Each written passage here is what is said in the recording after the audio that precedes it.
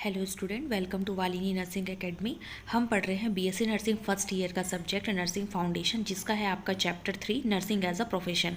इससे पहले chapter 1 chapter 2 complete हो चुका है, वो जाके आप मेरे प्रीवियस वीडियो में चेक कर सकते हैं। और मेरे चैनल को लाइक एंड सब्सक्राइब कर लीजिए, और जिससे आपको जब भी मैं अपलोड करूँगी वीडियोज़ तो आपको नोटिफिकेशन आ जाएगा। चलो देखते हैं नर्सिंग एज अ प्रोफेशन।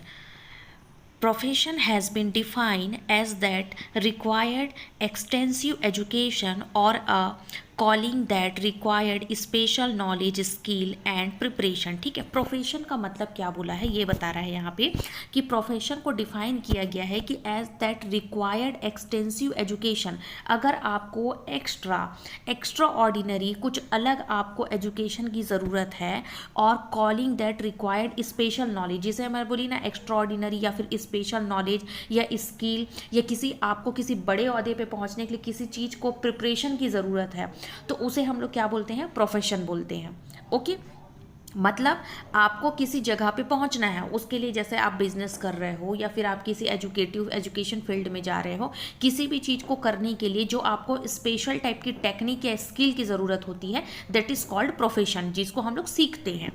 ठीक है, नेक्स्ट है profession is an occupation with moral principle that are devoted to the human and social welfare. ठीक है, प्रोफेशन जो होता है वो एक ऑक्यूपेशन है विद द मोरल प्रिंसिपल। ठीक है, मोरल प्रिंसिपल के साथ में। ठीक है, हमारा जो प्रोफेशन, हमारा नहीं मतलब कोई भी जो प्रोफेशन होता है वो क्या है, वो एक ऑक्यूपेशन है। ठीक है, किसके साथ आपका ऑक्यूपेशन मतलब क्या होता है, एक व्यवसाय या फिर एक पेशा। ठीक है, ठीक है, विद द मोरल प्रिंसिपल। जैसे आप कोई भी बिजनेस करते हो उसमें आपका एथिकल लीगल प्रिंसिपल होता है। ठीक है, जैसे आप कोई शॉप ओपन कर रहे हैं, ठीक है, या फिर आप कुछ खुद का कुछ अपना बिजनेस कर रहे हैं, तो उसमें क्या है, आप किसी भी चीज़ में लीगल पर्पज से जाओगे। ठीक है, तो वो एक moral principle that are devoted to the human and social welfare, जो आपके ह्यूमन और सोशल वेलफेयर दोनों से बिलोंग होना चाहिए। ठीक है, next, nursing is a science devoted to the promotion of human and social life. Nursing profession का मतलब क्या होता है, नर्सिंग प्रोफेशन आपका ऑब्वियसली बात है साइंस से जुड़ा हुआ है। ठीक है,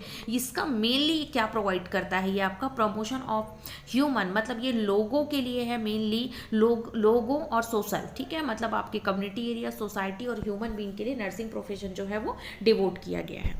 next, criteria for profession. Profession का क्या क्या क्राइटेरिया होता है। प्रोफेशन मतलब समझ गए ना, किसी भी चीज़ का, जब हम लोग ये बोल सकते हो कि वो एक किसी भी ऑक्यूपेशन में जाने के लिए, चाहे वो ऑक्यूपेशन आपका बिजनेस पॉइंट ऑफ व्यू से हो, चाहे वो आपका एम्प्लॉय पॉइंट ऑफ व्यू से हो, किसी भी ऑक्यूपेशन में जाने के लिए आपको प्रोफेशनल होना बहुत ज़्यादा ज़रूरी है। तो वो प्रोफेशनलिज्म आपका कहाँ से आता है, किसी भी चीज़ का आप नॉलेज स्किल गेन करते हो, नॉलेज गेन करते हो, या किसी चीज़ को सीखते हो, प्रिपरेशन सीखते हो, दैट इज कॉल्ड प्रोफेशन। तो प्रोफेशन का क्राइटेरिया क्या क्या है, पहला है आपका बॉडी ऑफ नॉलेज।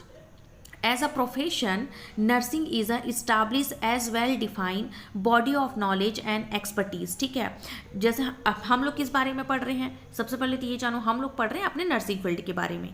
ठीक है, अब हम लोग नर्सिंग फील्ड के बारे में पढ़ रहे हैं, तो हम एक मेडिकल फील्ड के बारे में ही ध्यान देंगे, तो ये उसी रिलेटेड बता रहा है। ठीक है, तो as a profession nursing is a establish a well defined body of knowledge and expertise. ठीक है, नर्सिंग में क्या डिफाइन किया गया है कि नर्सिंग को इस्टेब्लिश किया गया है जिसमें एक बॉडी ऑफ नॉलेज, ठीक है, नॉलेज का एक ढांचा तैयार किया गया है। ठीक है, आपकी नर्सिंग में, हमारे मतलब नर्सिंग में नर्सिंग का एक ढांचा तैयार किया गया है, बॉडी ऑफ नॉलेज जो नॉलेज का है, और एंड एक्सपर्टीज। ठीक है, और उसकी एक्सपर्टीज मतलब क्या होता है, आप उसकी अलग अलग बोल सकते हो, विशेषज्ञता या फिर स्पेशलाइजेशन। हमारे नर्सिंग फील्ड में अलग अलग टाइप के लोग होते हैं, अलग अलग उसकी एक्सपर्टीज होती है, फिर अलग अलग उसकी स्पेशलिटीज होती है। ठीक है, तो ये बोल रहा है हमारा जो नर्सिंग प्रोफेशन है वो एक बॉडी ऑफ नॉलेज है। ठीक है, मतलब नॉलेज का एक ढांचा है, दूसरा अलग अलग उसकी स्पेशलिटीज है। Next, a number of human nursing conceptual framework contribute to the knowledge base of nursing and give direction to nursing practice education and ongoing research. क्या बोला है? A number of human being, जितने भी आपके human being हैं, nursing conceptual framework, मतलब हमारे क्या बोल सकते हैं, नर्सिंग का जो एक फ्रेमवर्क तैयार किया गया है, कॉन्सेप्चुअल फ्रेम, एक कॉन्सेप्ट के साथ एक फ्रेमवर्क तैयार किया गया है नर्सिंग का, वो सारे ह्यूमन बींग के लिए है, ठीक है, जिसमें आपका knowledge base of the nursing, जो आपका जो नॉलेज है वो नर्सिंग पे बेस रहेगा, give direction of nursing practice, जो नर्सिंग प्रैक्टिस के लिए, एजुकेशन के लिए और रिसर्च के लिए डायरेक्शन प्रोवाइड करेगा, ठीक है। मतलब क्या बोला है, जो आपका नर्सिंग फील्ड है वो एक कॉन्सेप्चुअल फ्रेमवर्क के लिए तैयार किया गया है, जिसमें आपका किसके बेस पे होता है, वो नॉलेज बेस होता है वो नर्सिंग, साथ ही साथ वो नर्सिंग फील्ड को डायरेक्शन प्रोवाइड करता है, नर्सिंग प्रैक्टिस देता है, एजुकेशन और ऑनगोइंग रिसर्च, ठीक है, मतलब आपका रिसर्च प्रोवाइड करता है। ये आपका आता है बॉडी ऑफ नॉलेज। नेक्स्ट है आपका सर्विस ओरिएंटेशन, ठीक है, सर्विस प्रोवाइड कर रहे हैं तो आप, तो nursing as a tradition of service to other. आपको पहले से पता है, हम लोग पढ़े हैं हिस्ट्री ऑफ नर्सिंग में, कि नर्सिंग का मेन पर्पस क्या होता है, सर्विस प्रोवाइड करना, मतलब आपको एज अ बोल सकते हो केयर प्रोवाइड करना, ठीक है। तो this service however must be guided by certain rule, policy and code of ethics, ठीक है।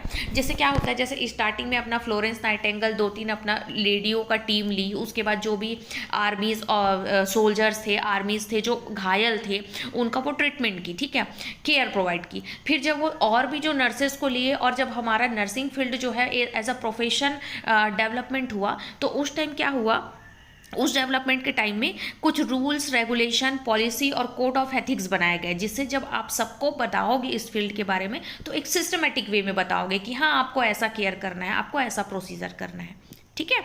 Next, today nursing is also important component of the health care delivery system, ठीक है। नर्सिंग जो है हमारा हेल्थ केयर डिलीवरी सिस्टम में भी बहुत ज़्यादा इंपॉर्टेंट रोल प्ले करता है, आपको पता है, क्योंकि रूरल एरिया, कम्युनिटी एरिया, ठीक है, जैसे कि PSC, primary health centre, sub centre, ये सब में क्या होता है, आपका जो एएनएम होती थी, ठीक है, अभी एएनएम हमारा बंद हुआ है, ठीक है, लेकिन पहले जो एएनएम होती थी वो जाती थी ये क्या हेल्थ केयर प्रोवाइड करने के लिए। तो आपका हेल्थ केयर डिलीवरी सिस्टम भी जो है ये बहुत ज़्यादा इंपॉर्टेंट रोल प्ले करता है आपके नर्सिंग फील्ड में। Next, on going research. Research चल रहा है इन 1970। Nursing research has focus on practice related issue, ठीक है। नर्सिंग रिसर्च जो था उसका मेनली फोकस किस में था, कि आप किसी भी चीज़ को रिसर्च कर रहे हो तो उसका आपको प्रैक्टिस करना पड़ेगा, उसी से रिलेटेड इसके इश्यूज आ रहे थे। Nursing research as a dimension of nurses role directed to the nursing education and practice. Nursing research का मेन डायमेंशन क्या था, कि आपका नर्सिंग एजुकेशन और प्रैक्टिस दोनों चीज़ प्रोवाइड होनी चाहिए, ठीक है।